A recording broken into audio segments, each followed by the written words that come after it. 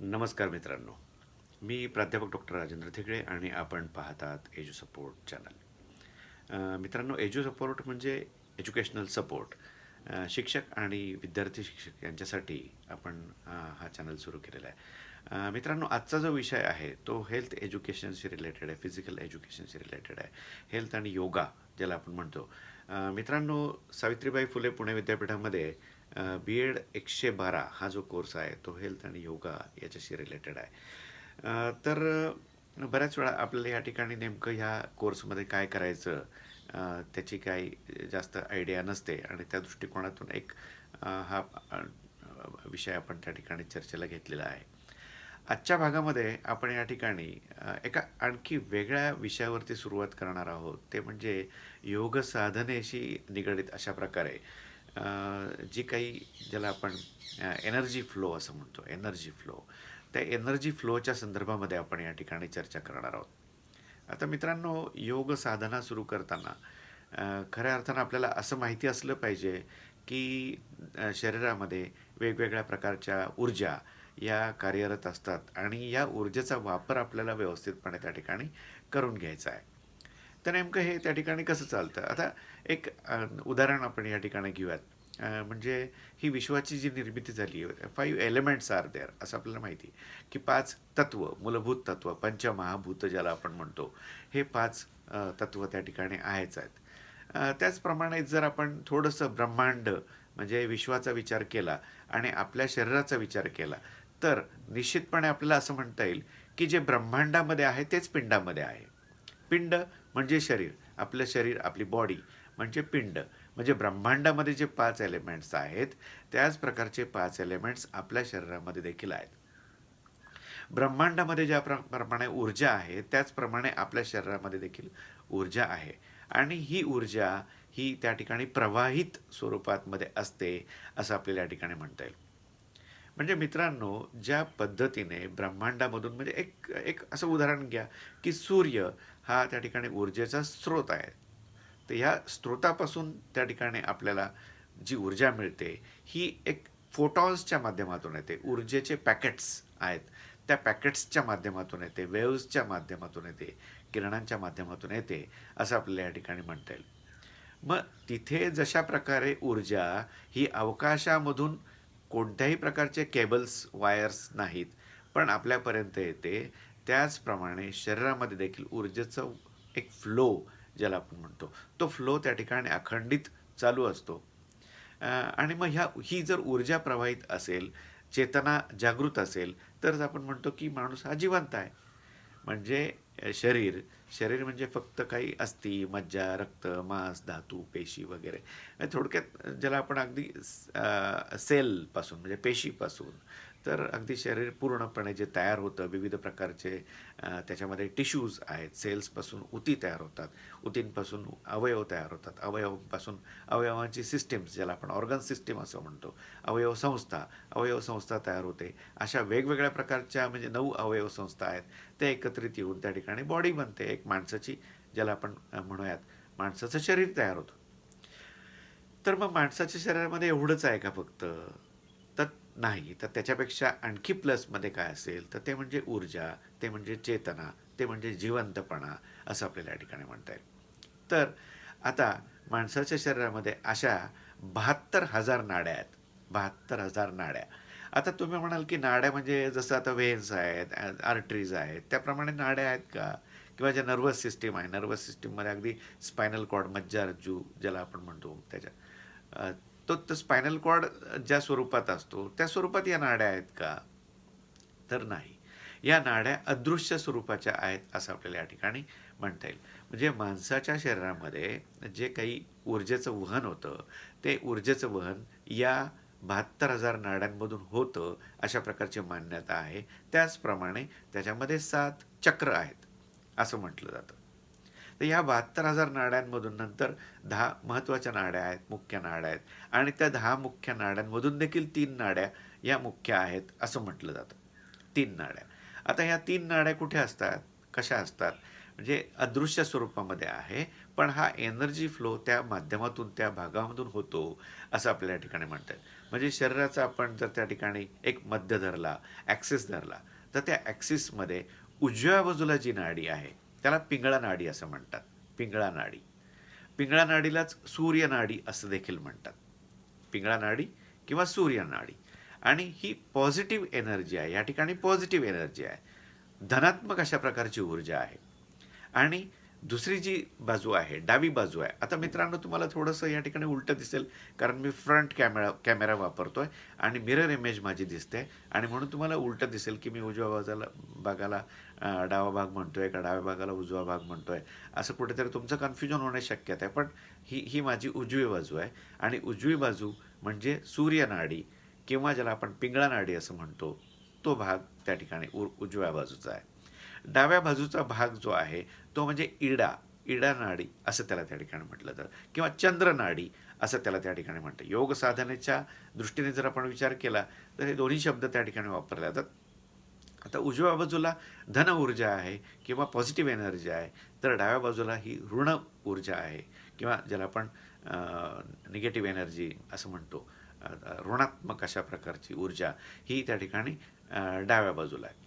आणि आपला जो मध्य ॲक्सिस जो आहे, ज्याला स्पायनल कॉर्ड आपण म्हणतो, तिथून जो भाग जातोय, तर त्या ठिकाणी सुषमना नाडी अशा 3 प्रकारच्या नाड्या आहेत. पिंगळा, सुषमना आणि इडा अशा पद्धतीने 3 नाड्या त्या ठिकाणी आहेत, आणि 7 चक्र आहेत. आता ही 7 चक्र आहेत, तर त्याच्याबद्दल आपण काही डिटेल्स लक्षात घेणार नाही. फक्त आता एक लक्षात घ्या की ही एनर्जी जी आहे ती फ्लो होत असते, आणि त्याचबरोबर अशा प्रकारचे 7 जे काही ज्याला आपण बॅटरीज म्हणूयात, सेल्स म्हणूयात, ते स्टोरेज हाऊस म्हणूयात, त्या ठिकाणी पोटेन्शियल अशा प्रकारची एनर्जी आहे असं देखील त्या ठिकाणी आपण गृहीत धरूयात. आणि थ्रू दोज सेल्स आपली ही एनर्जी वहन होत असते. त्याचबरोबर पॉझिटिव्ह एनर्जी ही उजव्या भागातनं आणि निगेटिव्ह एनर्जी ही डाव्या भागातनं अशा पद्धतीने ते वहन त्या ठिकाणी त्यांचं होत असतं. आणि ह्या एनर्जीज ज्या आहेत, त्या एनर्जीज कुठल्या जास्त झाल्या तर काय होऊ शकतं, कमी झाल्या तर काय होऊ शकतं, त्याचे परिणाम काय, त्याचे पॉझिटिव्ह इफेक्ट्स काय, हे जर आपल्याला सुरुवातीला लक्षात आले, तर मित्रांनो, मला असं वाटतं की व्यायामाचं महत्त्व, योग साधनेचं महत्त्व आणि योगामधून जो होणारा आपल्याला फायदा आहे, तो फायदा आपल्याला निश्चितपणे या ठिकाणी लक्षात येईल. आणि म्हणून मग आज आपण या ठिकाणी ऊर्जा आणि ऊर्जेची जी काही चक्र आहेत, त्या चक्रांवरती थोडासा एक प्रकाश टाकण्याचा प्रयत्न आज करणार आहोत. तर हे जे 7 चक्र आहेत, त्या 7 चक्रांमध्ये सगळ्यात खालच्या बाजूला, ज्याला आपण म्हणूयात की तुमचा गुदा भाग आणि जननेंद्रिय यांच्यामध्ये जे चक्र आहे, त्याला मूलाधार चक्र असं म्हणतात. मूलाधार चक्र. आता बेसिकली 99.9% लोकांचा फक्त विषय जो असतो तो मूलाधार चक्राशी निगडित असतो. म्हणजे तेवढंच एक फक्त चक्र कुठेतरी ओपन अप झालेलं आहे. म्हणजे 7 चक्र आहेत, ती 7 चक्र आपली ओपन अप व्हायला पाहिजेत. तर त्याचं स्ट्रक्चर जे आहे ते अशा पद्धतीने दाखवलं होतं की 4 पाकळ्या त्या ठिकाणी आहेत. आणि त्याचा जो काही तिथे वर्ण वापरला जातो, तो वर्ण जो आहे तो लम अशा प्रकारचा वर्ण त्या ठिकाणी आहे, वापरलेला आहे. आणि 99.99% लोक ह्याच ठिकाणी, म्हणजे ह्याच चक्रावरती आधारित असतात, जिथे भोग, संभोग आणि निद्रा अशा प्रकारचा विषय त्या ठिकाणी त्यांचा फक्त चाललेला असतो. म्हणजे माणूस म्हणजे काय, माणूस आणि प्राणी याच्यामध्ये काय फरक आहे? तर जनरली प्राणी जो आपण म्हणतो, आहार, भय, निद्रा, मैथून वगैरे अशा प्रकारच्या 4 गोष्टी ज्या आहेत, त्या 4 गोष्टींवरच तो कॉन्सन्ट्रेट करतो. आणि म्हणून माणूस आणि प्राणी याच्यामध्ये काहीतरी फरक असला पाहिजे. मग हे जे 7 चक्र आहेत, त्यातले एक एक चक्र जर आपण ॲक्टिवेट करत गेलो, तर मग आपण कुठेतरी त्या माणसाच्या लेवलपर्यंत पोहोचू, त्या परमेश्वराच्या लेवलपर्यंत पोहोचू, असं आपल्याला या ठिकाणी म्हणता येईल. थोडासा तात्विक अशा प्रकारचा भाग आहे, असंही त्या ठिकाणी लक्षात घ्या. तर मूलाधार चक्राच्या नंतर जे चक्र येतं ते स्वाधिष्ठान चक्र, ज्याला असं म्हणतात. स्वाधिष्ठान चक्र 6 पाकळ्या त्या ठिकाणी दाखवल्या जातात, आणि वम अशा प्रकारचा वर्ण त्या ठिकाणी ते दर्शवण्यासाठी केला जातो. तर हे त्या ठिकाणी नाभीच्या खाली 4 बोटं, आणि जननेंद्रिय जे आहे त्याच्या पेक्षा 4 बोटं वरती, अशा प्रकारे त्याचं त्या ठिकाणी स्थान आहे. आणि हे जर ॲक्टिव्हेट असेल तुमचं, तर तुम्ही त्या ठिकाणी एक विलासी अशा प्रकारचं आयुष्य जगता. मौज मजा चैन मस्ती अशा प्रकारे तुमच्या त्या ॲक्टिव्हेट होतात. माणसाला ते त्या गोष्टी आवडतात. आता अर्थात हे हे देखील खूप मोठ्या प्रमाणात व्हायला नको. खूप जास्त झालं, कुठलीही गोष्ट जास्त झाली तर ती चांगली नसते. आणि म्हणून फक्त मौज मजेमध्ये रममाण होणारा जो काही माणूस असेल, व्यक्ती असेल, त्याचं त्या ठिकाणी नंतर पुढे काही कल्याण नाही आहे असं आपल्याला म्हणता येईल. ठीक आहे, म्हणजे त्याचे दुष्परिणाम पण काय आहेत, पण तुम्हाला आनंद हा भौतिक गोष्टीतनं, भौतिक साधनांमधनं मिळवण्याची वृत्ती जी असते, ती वृत्ती त्या ठिकाणी त्या स्वाधिष्ठान चक्राची आहे असं म्हणता येईल. त्याच्यावरती म्हणजे नाभीमध्ये जे चक्र आहे ते मणिपुरम चक्र आहे. मणिपुरम चक्र. आता मणिपुरम चक्र जे आहे ते नेमकं त्या ठिकाणी वीरता अशा प्रकारे दर्शवतं. म्हणजे तुम्हाला जे काही धाडस लागतं किंवा धैर्य लागतं, हे त्या ठिकाणी मणिपूर चक्र. आता इथे याचा जर आपण विचार केला तर जनरली ते रम या वर्णाने दर्शवलं जातं. आणि मुख्य याचा विचार केला आपण तर जे काही म्हणजे ज्याला आपण पैलवान म्हणूयात, तुमचे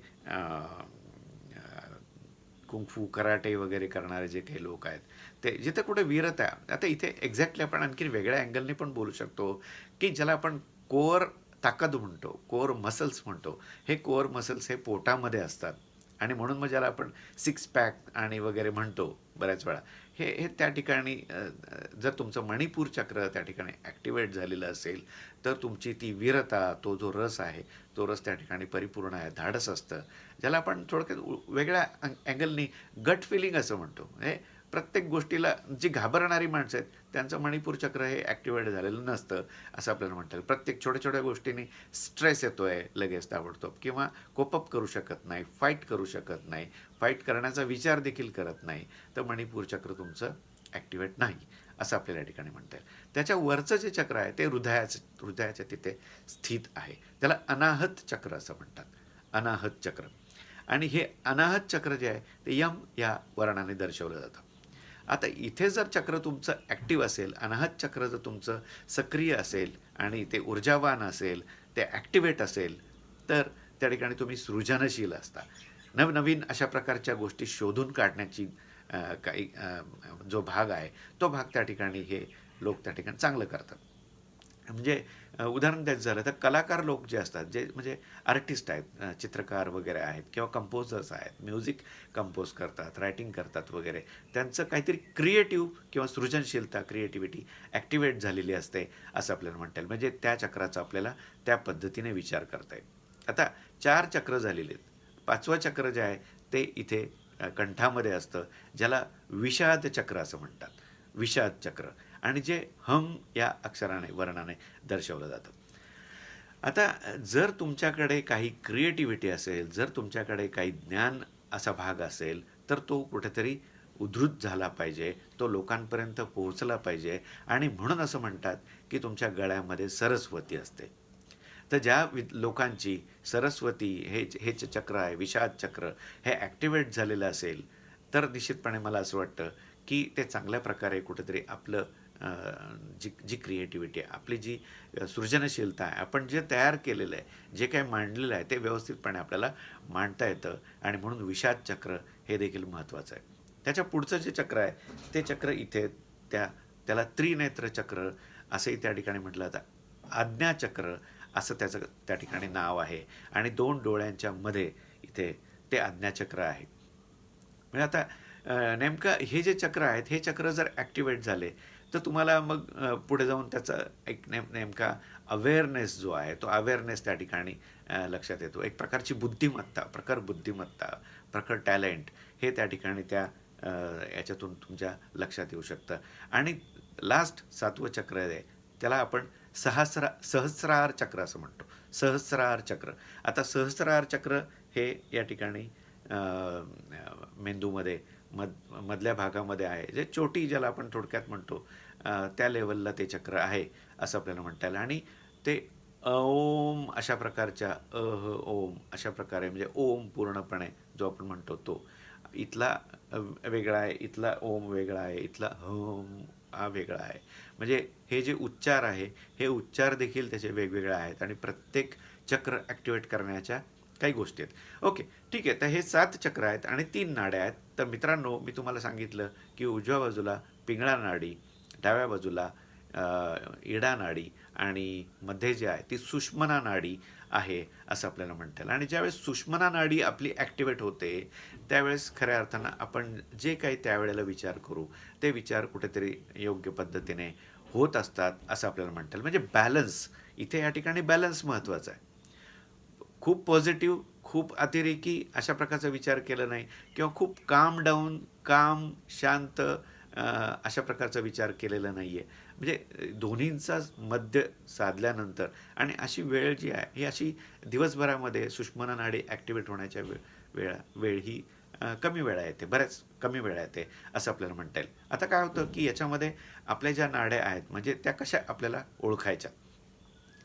तर अगदी एक लक्षात घ्यायचं की सकाळी उठल्यानंतर आपण ज्यावेळेस म्हणजे पहिल्यांदा तुम्ही उठताना म्हणजे उजव्या कुशीवरनं उठा, उजव्या बाजूने उठा आणि एक उजवा पाय त्या ठिकाणी किंवा असंही म्हटलं जातं की जी नाडी तुमची ॲक्टिवेट झालेली ती त्या ॲक्टिवेट झालेल्या नाडीला पहिल्यांदा जमिनीला स्पर्श करा. म्हणजे थोडक्यात आता इथे जो विचार आहे तो पॉझिटिव्ह एनर्जी, निगेटिव्ह एनर्जी म्हणजे ज्याला आपण फेज, न्यूट्रल वगैरे असं जे म्हणतो ते आणि अर्थिंग. आता अर्थिंगचा विचार आहे, पाय जमिनीवर आपण टेकवतो म्हणजे अर्थिंग मिळते आपल्याला असा विचार आहे त्या ठिकाणी. तर हे कशा पद्धतीने चेक केलं जातं, तर आपलं हे जे बोट आहे ते बोट या ठिकाणी धरायचं आहे आणि 3दा श्वास सोडायचा आहे नाकाने, नाकपुडी दोन्ही नाकपुड्यांमधनं आणि बघायचं आहे, चेक करायचं की आपली कोणती नाकपुडी जास्त ॲक्टिव्ह झालेली आहे.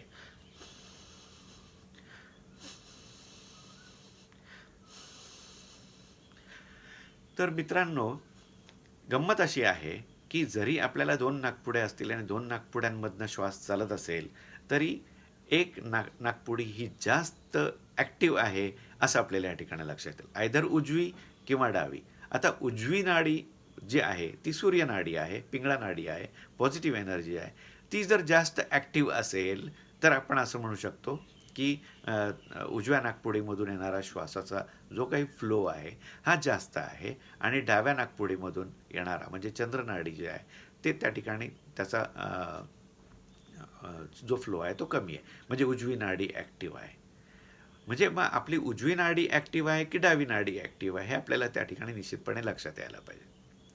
जर दिवसभरामध्ये आपल्याला काम करायचं आहे तर आपली उजवी नाडी जी आहे ती ॲक्टिव्ह असली पाहिजे. म्हणजे श्वासोश्वास हा उजव्या नाडीतून चालला पाहिजे. आणि जर तुम्हाला आराम करायचा आहे, झोपायचं आहे, काही टेन्शन्स नको आहे कोणत्याही प्रकारची, तर तुमची डावी नाडी जी आहे ती ॲक्टिव्ह झाली पाहिजे असं आपल्याला म्हणता येईल. म्हणजे बहुतेक वेळा असंही होतं की उजवी नाडी जास्त जास्त ॲक्टिव्ह असेल तर जास्त आपण हायपर ॲक्टिव्ह असू शकतो, जास्त ॲक्टिव्हिटीज करतो. कधीकधी त्याच्यामुळे स्ट्रेस पण वाढतो आणि व्हायटल ऑर्गन्स जे आहेत म्हणजे तुमचं हृदय आहे, मेंदू आहे, जठर आहे, इतर आणखीन अवयव आहे. म्हणजे एक प्रकारे रेस्ट, डायजेशन रिलेटेड ज्या गोष्टी आहेत त्या सगळ्या उजव्या भागामध्ये आहे. आणि डाव्या भागामध्ये आपल्याला पॅरासिम्पॅथेटिक ज्याला आपण म्हणतो, सिम्पॅथेटिक नर्वस सिस्टीम जे आहे तो त्या ठिकाणी विचार केला जातो की जिथे आपल्याला शांतता पाहिजे, कामनेस पाहिजे, स्ट्रेस नको आहे कोणत्या प्रकारचा. फक्त फ्लाईट अँड फाईट मोड जो आहे तो त्या ठिकाणी ॲक्टिवेट असतो असं आपल्याला म्हणता येईल. म्हणजे आता इथे मी तुम्हाला 3 प्रकारच्या नाड्या सांगितल्यात. आता ह्या ॲक्टिवेट कशा करायच्या, त्याचा त्या बॅलन्स कशा करायच्या जनरली. तर मी मागेही कधीतरी तुम्हाला जस्ट बोलता बोलता असं म्हटलं होतं की जर तुम्ही बॅकवर्ड बेंडिंग करत असाल, बॅकवर्ड बेंडिंग केलं तर तुमची सूर्यनाडी ॲक्टिव्ह होते आणि फॉरवर्ड बेंडिंग केलं तर तुमची चंद्रनाडी ॲक्टिव्ह होते. आता ते ॲक्टिव्ह करण्याच्या वेगवेगळ्या पद्धती आहेत. जशी ही एक पद्धत सांगितली त्या पद्धतीने आता तुम्हाला अनुलोम विलोम हा प्रकार माहिती आहे. म्हणजे एका नाकपुडीमधून श्वास घ्यायचा आणि दुसऱ्या नाकपुडीमधून सोडायचा. हा जो भाग आहे तो म्हणजे अनुलोम विलोम. आता जर तुम्हाला एनर्जी पाहिजे आहे, एनर्जी पाहिजे आहे तर तुम्हाला उजवी नाकपुडी जी आहे त्यातून येणारा श्वासोश्वास जो आहे तो ॲक्टिवेट केला पाहिजे. आणि म्हणून मग तुम्ही डावी नाकपुडी बंद कराल आणि उजव्या नाकपुडीतून जास्तीत जास्त श्वास आपल्याला कसा घेता येईल याचा तुम्ही विचार कराल. त्याचप्रमाणे तुम्हाला खूप शांत व्हायचं आहे, तुम्हाला झोपायचं आहे, तुम्हाला आराम करायचा आहे वगैरे, त्यावेळेला तुम्ही डावी नाकपुडी जी आहे, ती डावी नाकपुडी ॲक्टिवेट करा. आणि हे निश्चितपणे असंच असतं, की एका वेळेला दोन्ही नाकपुडीमधून श्वास चालत नाही. चालतो. तो कधी चालतो हे आपण त्या ठिकाणी बघतोय आता. ज्यावेळेस तुम्ही एक्सरसाइज वगैरे करता, त्या एक्सरसाइजमध्ये मात्र निश्चितपणे असं घडतं, की जेव्हा तुम्ही त्या ठिकाणी अ, अ, एक चांगल्या प्रकारे एक्सरसाइज कराल आणि तुमचा श्वासोश्वासाचा वेग वाढेल, त्यावेळेस दोन्ही नाकपुडींमधून तो श्वासोश्वास चाललेला असतो. म्हणजे व्यायाम केल्यानंतर किंवा एक्सरसाइज केल्यानंतर आपल्याला एक प्रकारचा आनंद देखील मिळतो. आणि हा आनंद बिकॉज ऑफ दॅट त्या त्या गोष्टीतून मिळतो. कारण डोपामाइन त्या ठिकाणी सिक्रेट होतं, किंवा ज्याला आपण सेरोटोनिन असं म्हणतो, किंवा ज्याला आपण एंडोक्राईन अशा प्रकारचे जे ग्लँड्स आहेत ते एंडोमॉर्फिक किंवा एंडॉर्फिन्स अशा प्रकारचे जे काही हार्मोन्स आहेत, हे हार्मोन्स त्या ठिकाणी सिक्रेट होतात. आणि याचं फिलिंग जे आहे ते फिलिंग पूर्ण बॉडीमध्ये तुम्हाला त्या ठिकाणी येतं. तुमच्या नासिका ज्या आहेत त्या नासिकांमध्ये तुम्हाला फिलिंग होतं आणि आपण खूप छान काही केलेलं आहे, इथे तुम्हाला आनंदाची अनुभूती मिळते, असे आपल्याला म्हणता येईल. म्हणजे आज आपण थोडक्यात मित्रांनो 3 गोष्टी शिकलेलो आहोत, की पिंगळा नाडी म्हणजे सूर्यनाडी, त्यानंतर इडा नाडी म्हणजे चंद्रनाडी, आणि मग ह्या कशा ॲक्टिवेट करायच्या. तर श्वासोश्वास जो आहे तो आपल्याला कशा पद्धतीने करता येईल. आता मित्रांनो आणखी एक छोटीशी गोष्ट जाता आता तुम्हाला सांगतो या ठिकाणी, की ज्यांना ब्रीथिंग व्यवस्थितपणे येत नाही आहे, श्वसन व्यवस्थितपणे श्वासोच्छ्वास व्यवस्थितपणे करता येत नाही, त्यांनी एक गोष्ट लक्षात घ्यायची आहे, की आपला जो डायफ्रॅम आहे, जे पटल आहे, ते डायफ्रॅम आपल्याला ॲक्टिवेट करायचं आहे. आणि ते डायफ्रॅम ॲक्टिवेट करत असताना सुरुवातीला तुम्ही एक्झलेशन करा, उच्छ्वास सोडा त्या ठिकाणी, आणि नंतर नॉर्मली फक्त ते डायफ्रॅम खाली येईल आणि त्या हिशोबाने तुम्हाला श्वास आत जाईल, असा विचार करा. आणि आता जे एक्सरसाइज मी तुम्हाला सांगणार आहे, ती एक्सरसाइज अशी आहे, की श्वास सोडताना जे काउंटिंग आहे ते काउंटिंग करायचं आहे 6 पर्यंत. 1, 2, 3, 4, 5, 6, किंवा मॅक्स टू मॅक्स तुम्ही 8 पर्यंत करू शकलात तरी चालेल.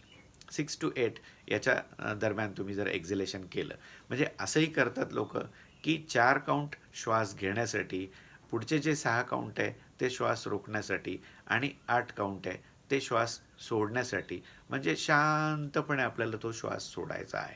आणि ह्यामध्ये नेमकं काय घडतं, ज्यावेळेस तुम्ही जास्त एक्झलेशन कराल किंवा त्या वेळ द्याल, त्यावेळेस निश्चितपणे तो डायफ्रॅम तो थोडासा लूज होतो.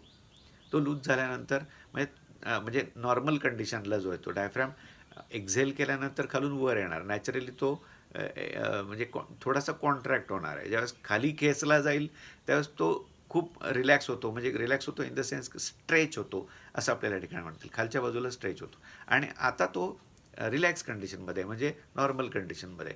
तर त्यावेळेस तुमच्या हार्टचं बीटिंग जे आहे ते हार्ट बीटिंगसुद्धा व्यवस्थितपणे चालतं. It takes little bit time. आणि म्हणून तुम्हाला खूप छान पद्धतीने इवन जो ब्लड फ्लो इतर ठिकाणी जायला पाहिजे तो व्यवस्थितपणे जातो.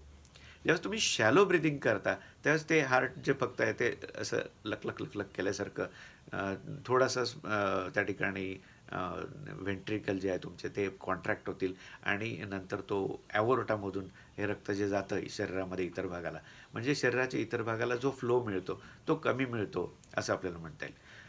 तर ज्यावेळेस तुम्ही एक्झलेशन व्यवस्थित कराल, तुम्ही प्रॉपर ब्रीदिंग कराल, तर त्यावेळेस तुमच्या लक्षात येईल की आपल्याला खूप एक चांगल्या प्रकारचं समाधान मिळतं आहे. आपला स्ट्रेस जो आहे तो देखील रिलीज होतो आहे. आणि म्हणून मग मित्रांनो, ह्या ज्या तिन्ही नाड्या आहेत त्या 3 नाड्यांपैकी आता सुषुम्ना नाडी चालू झाली, की तुमच्या लक्षात येईल की दोन्ही नाकपुड्यांमधनं इक्वल अशा प्रकारचा श्वासोश्वास चालला आहे. म्हणजे तुम्ही बॅलन्स्ड झालेला आहात, तुमची एनर्जी बॅलन्स झालेली आहे, असं आपल्या या ठिकाणी लक्षात येईल. ठीक आहे मित्रांनो, आजच्या भागामध्ये इतकंच आपण त्या ठिकाणी बोलूयात, की योग साधना का करायची आहे. तर निश्चितपणे हा एनर्जी फ्लो जो आहे तो एनर्जी फ्लो आपल्याला मेंटेन करायचा आहे. आपल्या शरीरातील पॉझिटिव्ह ऊर्जा, पॉझिटिव्ह एनर्जी, निगेटिव्ह एनर्जी आणि जी न्यूट्रल अशा प्रकारची एनर्जी आहे, दोन्हींचा मिलाप होऊन अशा प्रकारे दोन्ही एनर्जीचा आपल्याला वापर करून घ्यायचा आहे. आणि काय घडतं, एक छोटीशी गोष्ट म्हणून सांगतो, की विद्यार्थ्यांना हायपर ॲक्टिव्ह अशा प्रकारचे विद्यार्थी असतील वर्गामध्ये, तर आपण काय करतो, सहजपणे त्यांना शिक्षा देतो. म्हणजे आता ॲक्च्युली कॉर्पोरल पनिशमेंट नाही आहे, आपण शारीरिक शिक्षा कोणाला देत नाही. पण जनरली पूर्वी असं होतं, की जा बाहेर जाऊन उभा राहा, आणि पायाचे अंगठे धर, वाकून पायाचे अंगठे धर. आता ज्यावेळेस हायपर ॲक्टिव्ह विद्यार्थी आहे आणि पायाचे अंगठे धरून त्याला उभं केलेलं आहे, तर नॅचरली त्याचं फॉरवर्ड बेंडिंग होत आहे आणि फॉरवर्ड बेंडिंग झालं की त्याची चंद्रनाडी ॲक्टिव्ह होते आणि चंद्रनाडी ॲक्टिव्ह झाली की तो हळूहळू शांत होतो, काम डाऊन होतो. आणि नंतर तुम्ही त्या थोड्या वेळाने त्या विद्यार्थ्याला वर्गात येऊन बोलवाल आणि बसा म्हणाल, तेव्हाच तो विद्यार्थी वर्गात येऊन शांतपणे बसलेला असेल. इतर विद्यार्थ्यांपेक्षा देखील तो शांत झालेला असेल. अर्थात त्याच्या मनावरती परिणाम होतोच होतो या ठिकाणी, की आपल्याला शिक्षा दिलेली आहे वगैरे. आणि जे ज्याला आपण बेडर अशा प्रकारचे, निडर अशा प्रकारचे विद्यार्थी म्हणत, की त्यांना त्याच्यातून काही फरक पडत नाही, त्यांच्या मनावरती काही परिणाम होत नाही, कारण इतके ते कोडगे झालेले आहेत असं आपण म्हणत. पण या एनर्जी फ्लोचा नक्की आपल्याला विचार करता आला पाहिजे. म्हणजे एखाद्या विद्यार्थ्याला आपण शिक्षा देतोय, तर ही शिक्षा प्रमाणापेक्षा जास्त दिली गेली तर काय होईल, तर त्याची चंद्रनाडी जास्त ॲक्टिव्ह होईल, तो सुस्त होईल. म्हणजे त्याला त्या ठिकाणी जे काही ब्रेन फंक्शन्स करायचे आहेत, जे अभ्यास करायचा आहे, तो अभ्यास त्याला काही उपयोगाचा होणार नाही. म्हणजे तुम्हाला जर अभ्यास करायचा आहे, तर त्या ठिकाणी ते तुमचं ब्रेन तेवढं पॉवरफुल असलं पाहिजे. म्हणजे तुमचे व्हायटल ऑर्गन्स जे आहेत त्याच्यामध्ये एनर्जी असली पाहिजे एक प्रकारची. अभ्यास करण्यासाठी एनर्जी लागते आणि म्हणून तुम्ही जर सूर्यनाडी ॲक्टिव्ह केली एक ठराविक प्रमाणामध्ये, तर त्यावेळेस ते विद्यार्थी जे काही शिक्षण घेणार आहेत, अध्ययन करणार आहेत, हे अध्ययन चांगल्या प्रकारे होऊ शकतं. आणि चंद्रनाडी ॲक्टिव्ह झाली तर ते सुस्त होणार आहेत, ते झोपणार आहेत. तुम्ही काही शिकवा त्या ठिकाणी, काही बडबड करा, त्याचा त्या ठिकाणी काही उपयोग होणार नाही आहे. आणि म्हणून मग आता इथे आपल्याला बॅलन्स अशा प्रकारे गोष्टी असल्या पाहिजे, की आम्ही जे सांगतो त्या प्रकारे ॲक्टिव्ह राहा. म्हणजे मी आता फळ्यावर लिहितोय, तर मग तिथे तिथे बघणं किंवा निरीक्षण करणं ते तुमचं काम आहे. जर मी तिथे बोलतोय, तर त्या बोलण्याकडे लक्ष देणं, श्रवण करणं हे तुमचं काम आहे. म्हणजे अशा पद्धतीने आपण म्हणजे आज्ञाचक्र, त्याचं आज्ञाचक्र जर जागृत असेल, तर तो मग खूप सेन्सिबली अशा प्रकारे काम करेल असं आपल्याला म्हणता येईल. म्हणजे हे 7 चक्र आहेत, त्या 7 चक्रांचा पण देखील विचार आपल्याला खूप चांगल्या पद्धतीने करायचा आहे. आणि हे जे आपण इडापिंगळा नाडी म्हणतो, सुषुम्ना नाडी म्हणतो, या एनर्जी फ्लोचा देखील जास्त चांगला विचार करायचा आहे. तर मित्रांनो, इथेच आपण थांबूयात. जर आपल्याला हा व्हिडिओ आवडला तर लाईक करा, जर चॅनल सबस्क्राईब केलं नसेल तर सबस्क्राईब करा आणि इतरांबरोबर शेअर करा, बेल आयकॉन दाबा, म्हणजे नोटिफिकेशन तुम्हाला त्या ठिकाणी मिळत राहील. धन्यवाद.